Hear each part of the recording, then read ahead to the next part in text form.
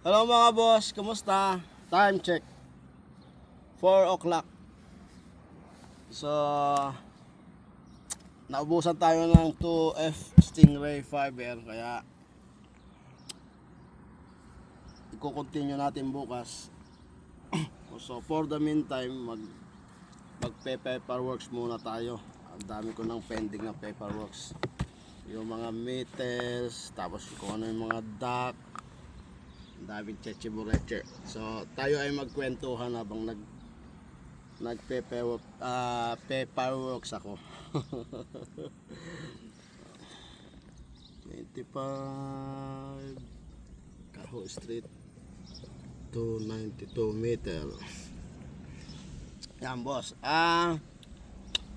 Marami kasi nagtatanong, marami ang nagko-comments, marami nagme-message, ano daw agency ko, paano daw ako nakapunta dito sa New Zealand. So ganito yan mga boss. Bago ako nag New Zealand, una kong bansa na puntahan,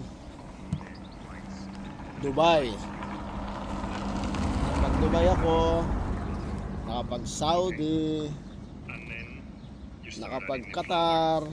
Kumusta yung mga dati kong kasama sa Qatar, sa Saudi, sa Dubai, tapos sa Malta, Europe. Yan yung pinanggalingan ko bago ako napunta dito.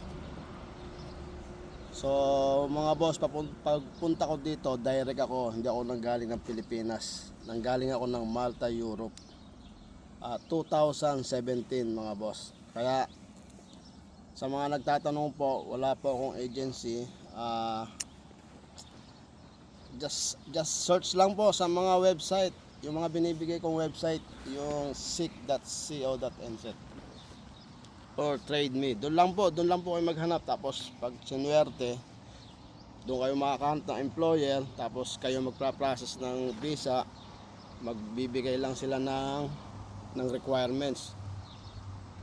So kayo ang gagastos, direct po yan. So legit po yan na website. Yun lang po mga boss, yung mga nagtatanong po paano ako nakapunta. Again, direct po ako galing Malta, Europe since 2017. Tapos April ako dumating 2017. Then few months, kinuha ko na yung mag-iina ko kasi pwede namang kunin kahit naka-working visa. So nakuha ko sila by November 2017. So hanggang ngayon, so magna 9 years na po kami dito mga boss. Kaya ito, paulit-ulit lang ang mga trabaho. So keep applying mga boss. Sa ngayon kasi medyo mahirap talaga ngayon. Last year nag-recession, kaya ngayon unti-unti bumabangon. So malay nyo, darating din yung para sa inyo. Yun lang po mga boss. Salamat. Ilang kuya?